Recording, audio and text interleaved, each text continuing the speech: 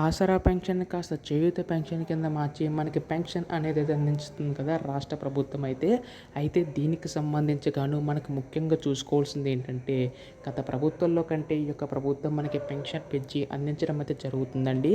అయితే ఇక్కడ మనకి వృద్ధుల వితంతులకి 4,000 రూపాయలు, దివ్యాంగులకి 6,000 రూపాయల చొప్పున అందించబోతుంది. దీనివల్ల ప్రతి ఒక్క పెన్షన్ దానికి కూడా ప్రభుత్వం తరపున సాయం అందుతుందని చెప్పి ఈ యొక్క పెన్షన్ అనే పథకాన్ని అయితే తీసుకొచ్చారండి.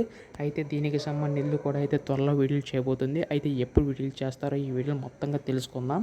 అంతకంటే ముందు కొత్తగా ఎవరైనా మన ఛానల్ చూసినట్లయితే దయచేసి వెంటనే ఛానల్ అయితే సబ్స్క్రైబ్ చేసుకోండి. దీని ద్వారా నేను పెట్టే ప్రతి లేటెస్ట్ అప్డేట్ కూడా మీకైతే ముందుగా తెలుస్తుంది. ఇంకా ఆలస్యం చేయకుండా వీడియోలోకి అయితే వెళ్ళిపోదాం.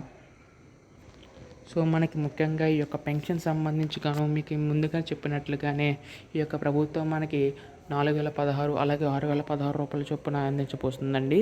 అందులో మనకి ముఖ్యంగా చూసుకోవాల్సింది ఏంటంటే మనకి ఈ యొక్క నిధులకు సంబంధించి గాను ప్రతి ఏటా 22,000 కోట్ల నిధులు అవసరమయ్యే అవకాశం ఉందని చెప్పి రాష్ట్ర ప్రభుత్వం అంచనా అయితే వేస్తుందన్నమాట. సో దీన్ని బట్టి చూసుకోవాల్సింది ఏంటంటే మనకి నిధులు కూడా త్వరలో అయితే కేటాయించబోతుందండి రాష్ట్ర ప్రభుత్వం అయితే ఈసారి ఎవరైతే అర్హులు ఉంటారో కేవలం వారి యొక్క ఖాతాలో మాత్రమే డబ్బులు జమ చేసే విధంగా రాష్ట్ర ప్రభుత్వం అయితే ఆలోచిస్తుందన్నమాట. అయితే దీనికి సంబంధించి త్వరలో నిధులు కేటాయించబోతుంది. ఎప్పుడు ఏ అధికారిక ప్రకటన వచ్చినా మీరు ముందుగా తెలుసుకోవాలనుకుంటే దయచేసి వెంటనే ఛానల్ అయితే సబ్స్క్రైబ్ చేసుకోండి. ధన్యవాదములు. జై హింద్.